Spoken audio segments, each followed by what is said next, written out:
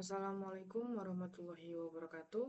Perkenalkan, nama saya Nela Kansa Salsabila dengan NPM 247820056. Pada kesempatan kali ini, saya akan membuat video hands-on mengenai mata kuliah Artificial Intelligence, Lab Session 2 ya.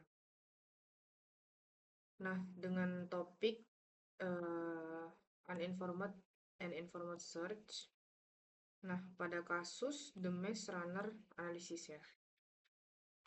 Oke, di sini terdapat deskripsi tugas yang dimana mahasiswa itu diminta untuk membuat agent yang dapat mencari jalur ya. Nah, di sini eh, mencari jalur ya dari titik awal, dari titik start, yang dimana di sini tuh dilambangkan oleh huruf S. Nah, menuju titik tujuan yaitu goal yang dilambangkan dengan huruf G. Yang di dalam sebuah peta labirin yang berbasis teks ini ya. Nah, pada labirin ini itu terdapat 4 jenis entitas ya, yang seperti saya bilang tadi. Yang pertama itu ada S yang berarti start atau titik awal. Yang kedua itu ada goal atau tujuan akhir, atau G ya, di sini dilambangkan dengan G. Yang ketiga itu ada bukan seperti, dia itu ketiga itu ada simbol pagar ya, itu disebut wall atau tembok. Ini tembok yang tidak dapat dilewati ya oleh agent. Selanjutnya itu ada space atau spasi kosong ya nih ya, kosong nih kan, yang berarti itu road atau jalan yang dapat agent lalui. Nah, pada tugas kali ini um, kami diminta untuk mengimplementasikan 3 algoritma pencarian. Yang pertama ada BFS atau Bird First Search ya di sini. Lalu yang kedua ada DFS. Bentar, saya pesahkan terlebih dahulu. Nah, yang kedua ada DFS dan yang ketiga ada Asearch. Astar ya, Astar Search. Oke. Oh, di sini tuh Astar dia kita harus mengimplementasikan dengan 2 jenis heuristik ya. Yang pertama ada Manhattan Distance dan yang kedua ada Bed Heuristic. Oke. Di sini di BFS itu harus menggunakan Q dalam implementasinya ya, dan harus menghasilkan jalur terpendek. Di sini DFS harus menggunakan struktur data stack ya, dan keluarannya yang harus ada jalur penemuan solusi jika ketemu solusi. Lalu ada Astar. Nah, Astar ini menggunakan data priority queue dan kita uji ya menggunakan 2 jenis heuristik. Yang pertama ada Manhattan Distance dan Bed Heuristic. Nah, selain ketiga jenis algoritma ini, kita juga di sini diminta untuk mana ya, sebentar. Nah, kita tuh diminta untuk menganalisis perbandingan hasil ya dari ketiga algoritma ini, nomor 3 nih.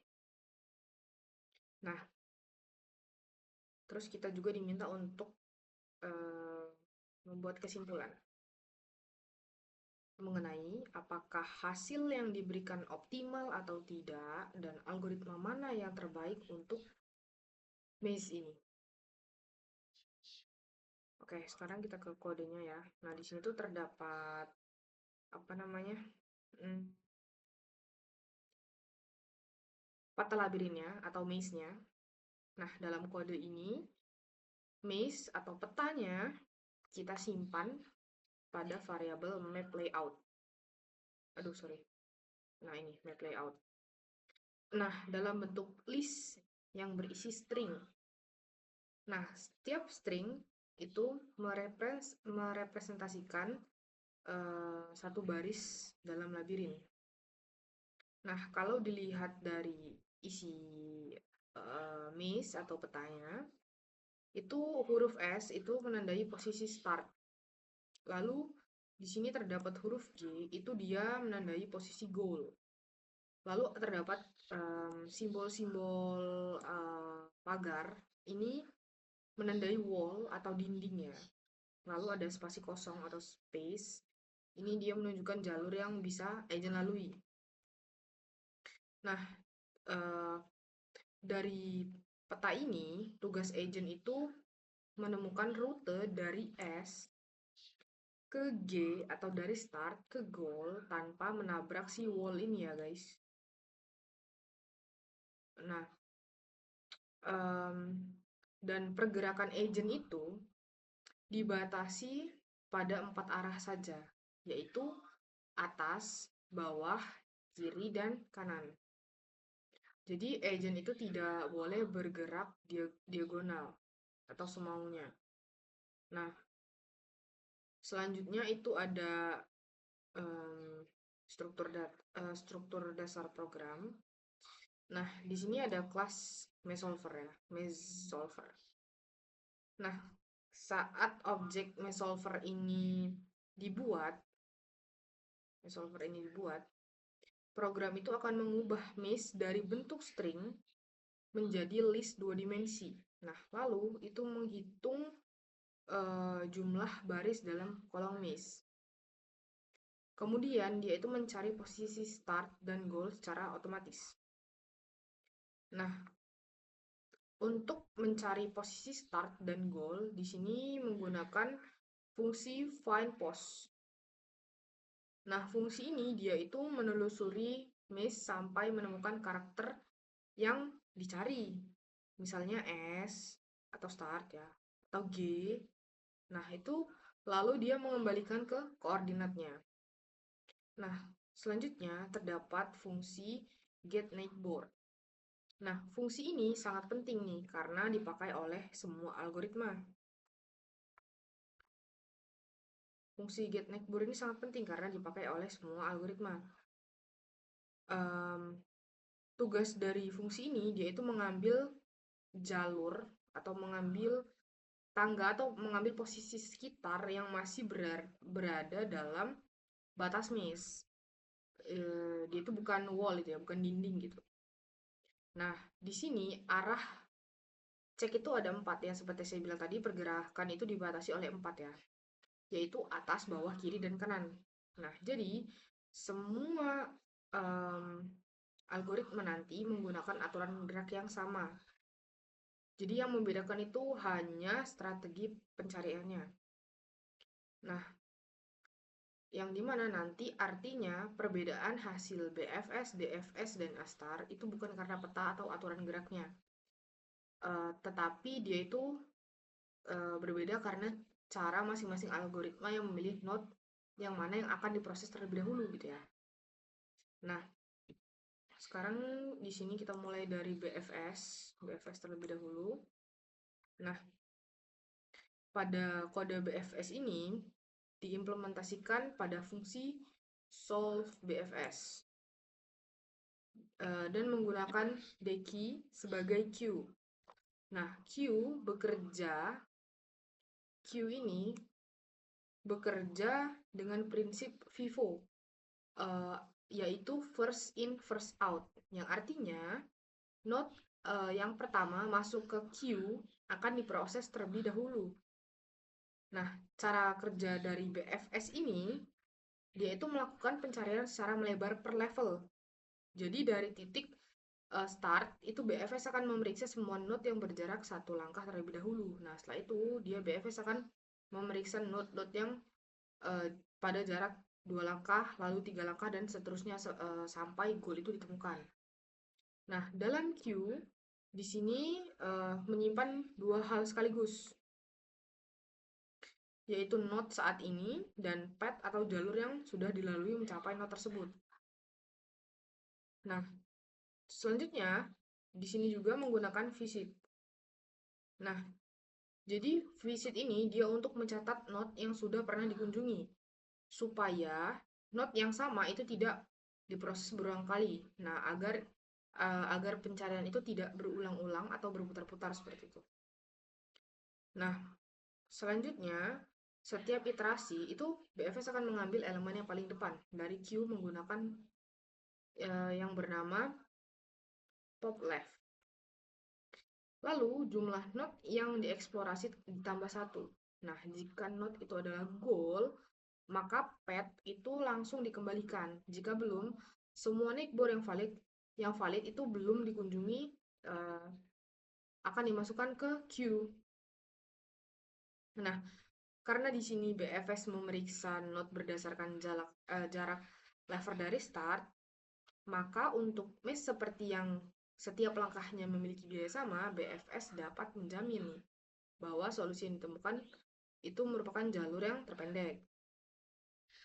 Nah, selanjutnya kita coba running ya. Nah, di sini saya menggunakan UI ya, agar terlihat lebih gampang. Nah, kita langsung run BFS terlebih dahulu.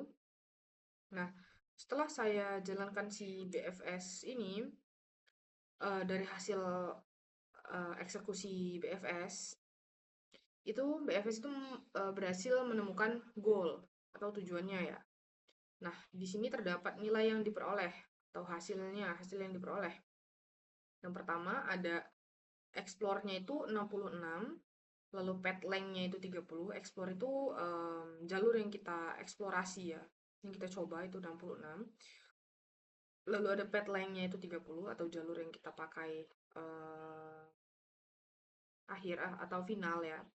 Lalu ada real step-nya itu 29. Nah, path length 30 itu berarti jalur yang tersimpan terdiri dari 30 node, termasuk titik start dan titik goal. Nah, sedangkan real step itu 29 berarti jumlah perpindahan aktual dari start ke goal adalah 29 langkah. Nah, kalau dilihat dari visualisasinya ini, BFS itu menghasilkan jalur yang rapi dan relatif langsung menuju goal ya. Nih, dia langsung menuju goal. Nah, di sini nih sesuai teori, karena BFS memang dirancang untuk menemukan shortest path pada graf tak berbobot seperti mesh ini. Nah, namun pada BFS ini masih terdapat kekurangan. Nah, BFS ini harus mengeksplorasi cukup banyak node, yaitu 66 node sebelum sampai tujuan. Nah, ini ada 66 ya, ke sini. Nah, kayak selanjutnya kita ke DFS. Yang kedua ada DFS atau Depth First Search. Nah, pada kode DFS itu mengimplementasikan pada fungsi solve DFS dan menggunakan stack. Ya, dia menggunakan stack. Nah, stack itu bekerja dengan prinsip LIFO, yaitu last in first out, yang artinya node yang terakhir dimasukkan justru akan diproses terlebih dahulu. Nah, dia itu berbeda dengan DFS yang mencari secara melebar. Nah, DFS ini mencari dia itu dengan cara masuk sedalam mungkin ya ke satu cabang terlebih dahulu. Jadi dia tuh menyelesaikan satu cabang terlebih dahulu sampai dalam, sampai mentok, kemudian baru mundur atau backtrack jika jalur tersebut sudah tidak bisa dilanjutkan atau sudah buntu ya. Nah, seperti DFS tadi, seperti BFS tadi, DFS ini dia juga menyimpan node saat ini, lalu path yang sudah dilalui dan visit ya di sini, dan visit untuk menandai node yang sudah dikunjungi. Nah, setiap iterasi DFS dia itu mengambil elemen terakhir dari stack menggunakan pop. Nih, stack menggunakan pop. Kalau node tersebut adalah goal, maka path dikembalikan. Jika belum, neighbor yang valid dimasukkan ke stack. Nah, di kode ini neighbor itu dimasukkan menggunakan reverse atau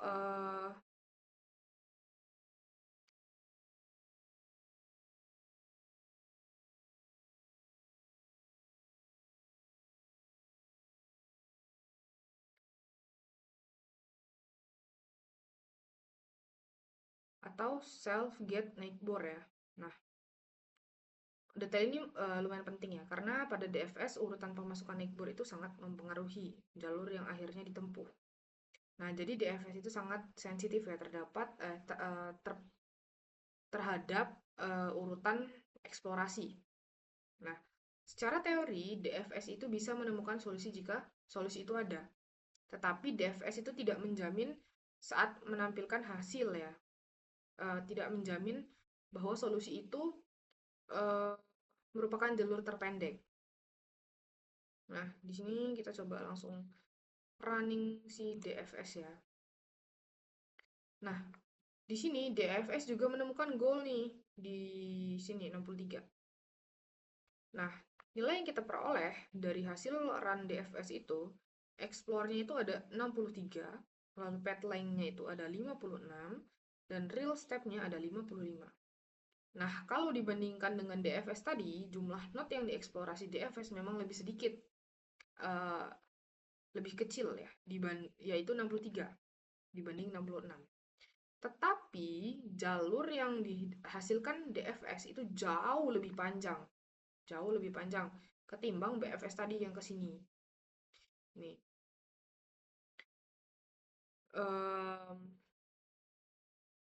Si DFS ini dia itu memang menghasilkan jauh lebih panjang ya, yaitu 56 node. Nah, ini menunjukkan bahwa DFS memang bisa menemukan solusi. Tetapi solusi itu tidak optimal. Karena tadi selisihnya lumayan juga ya dengan BFS. Nah, dari visualisasi jalur ini tadi, terlihat nih bahwa DFS itu cenderung menelusuri satu arah cukup jauh ya. Dia telusuri terlebih dahulu, nah lalu berputar dan sampai akhirnya menemukan goal. Nah, jadi untuk menekankan jalur pencarian terpendek, DFS ini menurut saya kurang cocok ya dibanding si BFS tadi yang lebih optimal ya. Kalau BFS tadi dia langsung, kalau BFS dia tuh harus masuk sedalam mungkin sampai dia tidak bisa tidak bisa diin lagi atau buntu lah bahasanya. Nanti dia akan balik dan menelusuri jalur selanjutnya. Nah, selanjutnya kita masuk ke Astar ya. Jadi di sini ada Astar.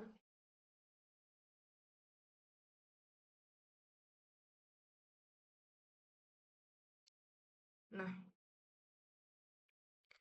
Astar search dengan heuristic Manhattan distance.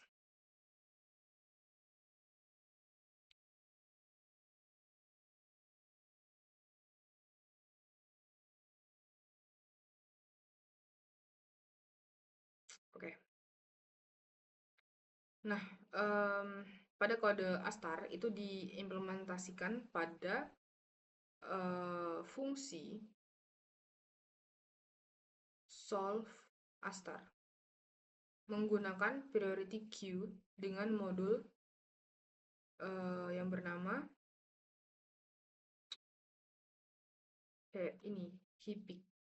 Nah, berbeda dari BFS dan DFS, si Astar ini tidak sekedar melihat urutan masuk node, tetapi juga memilih node berdasarkan nilai prioritas terkecil. Nah, nilai prioritas pada Astar dihitung dengan rumus. Itu dia menggunakan rumus, sebentar. Rumusnya Astar itu dia Fn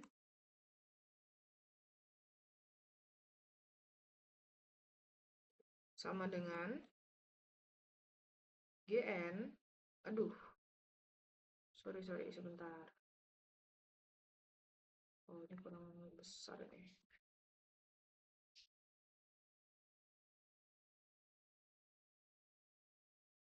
Gn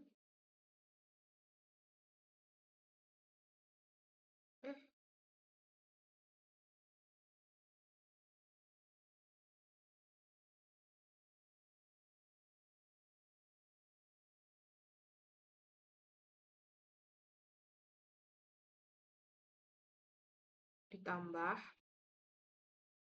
HN.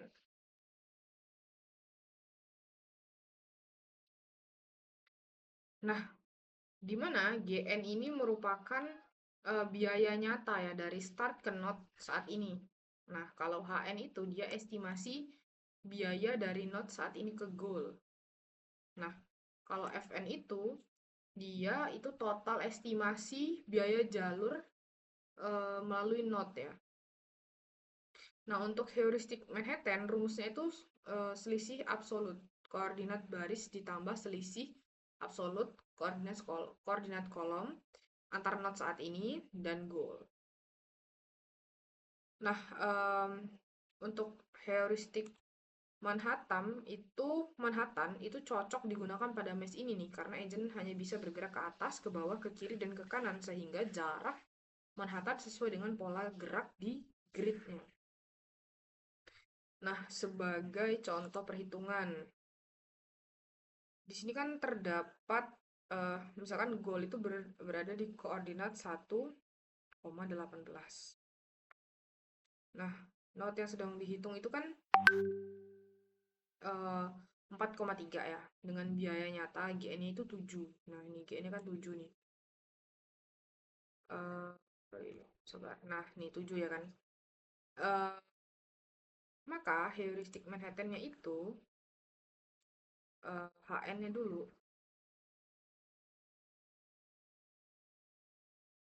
Kita hitung HN-nya dulu ya.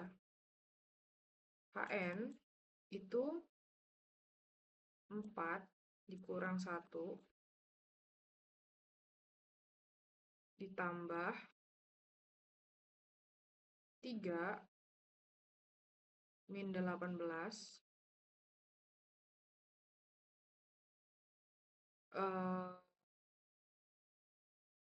sama dengan ya 4 dikurang 1 3 ditambah 3 min 18 15 sama dengan 18. Nah, sehingga di sini FN-nya FN itu 7 ya, atau nah di sini nih ya. Biaya nyatanya itu GN-nya itu 7. Lalu HN-nya itu 18. Itu 25 kan hasilnya. Nah, terus itu kan untuk not yang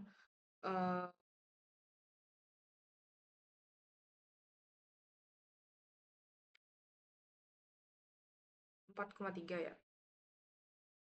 Nah, terus untuk contoh lain itu ada not 5,4.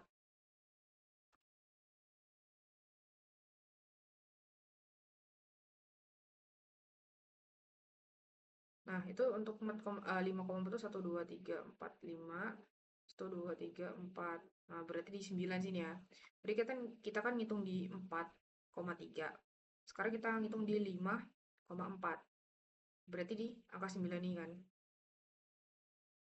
Nah, kita coba hitung HN sama dengan itu 5 dikurang 1 ditambah 4 kurang 18 sama dengan 4 ditambah 14 sama dengan 18. Sama ya dengan hasil yang atas tadi. Nah, terus kita FN. Kan tadi 7 ya GN-nya tuh, tetap 7. Ditambah hasil HE-nya itu 18. Sama dengan 25. Sama kan ini, sama dengan atas nih sama. Nah, dari contoh ini nih terlihat si Astar ini tidak hanya mempertimbangkan seberapa jauh not itu sudah ditempuh dari si start, tetapi juga memperkirakan seberapa jauh not itu dari goal. Nah, kalau misal dia hasilnya sama seperti ini, dia itu akan memilih yang terkecil terlebih dahulu. Atau sama seperti BFS tadi, dia tuh akan ke atas terlebih dahulu. Dia kan urutannya kan atas, bawah, kiri, kanan ya. Dia tuh akan memilih ke atas terlebih dahulu, lalu ke bawah, lalu ke kiri, dan ke kanan. Jadi di sini dia memilih ke angka 8 terlebih dahulu.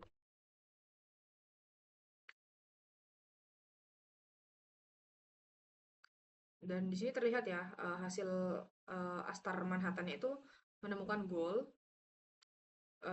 Explorer itu 36, lalu path-nya itu 30, dan rail step-nya itu 29. Nah, hasilnya ini panjang jalur itu sama dengan BFS ya, yaitu 30 knot. Yang artinya Astar Manhattan juga berhasil melalui jalur optimal ya, sama tadi alurnya seperti BFS juga seperti ini, seperti ini alurnya.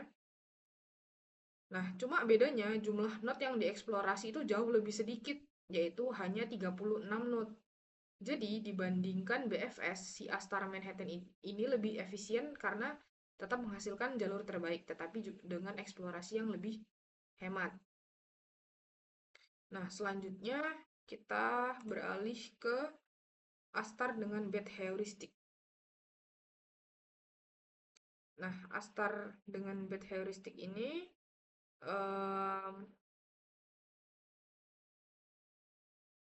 dia itu dibuat dengan cara mengalihkan Manhattan distance dengan 10 ya.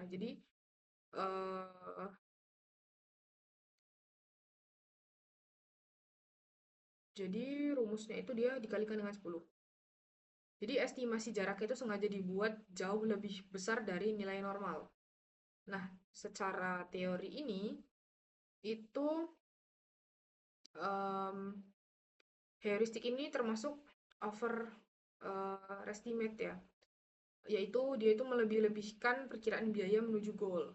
Nah, dalam Astar, heuristik yang terlalu besar bisa membuat pencarian menjadi lebih terlalu agresif ya, atau terlalu serakah. Nah, akibatnya pada kasus umum itu heuristik yang buruk seperti ini itu tidak selalu menjamin short path ya. Jadi meskipun kadang terlihat lebih cepat, itu hasilnya belum tentu optimal pada semua maze. Nah, dapat kita lihat di sini. Oke, dapat kita lihat di sini. Hasil Astar bed heuristic itu Explorer 30, path-nya 30, dan rail step-nya itu 29. Nah, Astar bed heuristic ini masih sama ya optimalnya dengan BFS dan Astar Manhattan karena panjang jalur tetap 30 knot ya. Bahkan dari sisi eksplorasi nilainya itu paling sedikit yaitu hanya 30 knot. Namun hasil ini nih seperti yang dibilang tadi bisa dibilang hasilnya tuh belum tentu optimal ya pada semua maze ya. Nah, jadi hasil bagus pada contoh itu tidak berarti bed heuristic lebih baik secara umum. Nah, selanjutnya kita perbandingan hasil ya dari semua algoritma. Di sini kan dia diminta perbandingan hasil ya, perbandingan dari ketiga algoritma eksekusi program. Untuk perbandingan hasil, kita lihat dari BFS, dia itu Explorer 66, path-nya 30, rail step-nya 29. Lalu untuk DFS, Explorer 63, path-nya 56, rail step-nya 55. Astar Manhattan itu Explorer 36, path-nya 30, rail step-nya 29, dan Astar Bed Heuristic Explorer 30, path-nya 30, rail step-nya 29. Nah, dari hasil-hasil ini ada beberapa poin penting ya. Yang pertama, BFS, lalu Astar Manhattan dan Astar Heuristic itu sama-sama menghasilkan panjang jalur 30. Dapat kita lihat di sini, panjang jalurnya 30. Ini, dan ini. Ya, nih, ini panjang jalurnya path-nya 30. 30, 30. Sehingga pada maze ini ketiganya itu berhasil menemukan solusi yang optimal ya. Nah, yang kedua, pada DFS tidak menghasilkan jalur yang optimal karena path length-nya tuh 56. jauh lebih panjang daripada 30. Ya kan? Ini 30, ini juga 30. Nah, ketiga, jika dilihat dari node yang dieksplorasi, BFS itu jauh lebih boros. Ya, jauh lebih boros. Eh, ada 66 node ya, 66 explore. Ketimbang si DFS nih hanya 63 dia. Nah, ini wajar ya, karena BFS itu memeriksa node secara melebar tanpa menggunakan informasi tambahan tentang arah goal. Nah, keempat, ada run Astar Manhattan. Itu lebih efisien ya dibanding BFS karena tetap optimal tetapi hanya mengeksplorasi 36 node. Nah, kelima ada Astar Bed Heuristic. Di sini tuh dia tampak lebih hemat eksplorasi, yaitu 30 node. Tetapi hasil ini tidak cukup ya untuk menyimpulkan bahwa heuristik itu terbaik. Secara teori, heuristik yang overestimate itu dia menyebabkan Astar kehilangan jaminan optimalitasnya. Nah, jadi dalam analisis perbandingan ini, kita tuh tidak hanya melihat siapa yang paling sedikit dia itu mengeksplorasi node, tetapi juga harus melihat apakah hasilnya konsisten, aman, dan secara teori itu benar-benar menjamin solusi yang terbaik. Nah, selanjutnya uh, untuk ketiganya apakah memberikan hasil yang optimal, itu jawabannya tidak semuanya itu optimal ya. Kalau di sini terlihat BFS itu memberikan hasil yang optimal lah, karena menemukan jalur yang terpendek. Nah, kalau untuk DFS itu tidak menemukan jalur yang optimal. Dia tuh menemukan goal atau mencapai goal, tapi dia tuh tidak menemukan hasil atau tidak memberikan hasil yang optimal. Karena jalurnya itu lebih panjang dari jalur yang terbaik. Nah, kalau untuk Astara Manhattan itu dia memberikan hasil optimal dan juga efisien menurut saya. Nah, selanjutnya ada Astarbed Heuristic. Nah, di sini juga memberikan hasil optimal, tetapi tidak selalu secara teori itu tidak selalu menjamin optimalitas. Kalau pertanyaannya apakah semua algoritma itu optimal, jawabannya tidak. Yang jelas yang tidak optimal itu di sini DFS ya. Oke, selanjutnya di sini ada kesimpulan. Apakah ketiga algoritma memberikan hasil yang optimal, mana yang terbaik, dan tunjukkan dan jelaskan. Nah,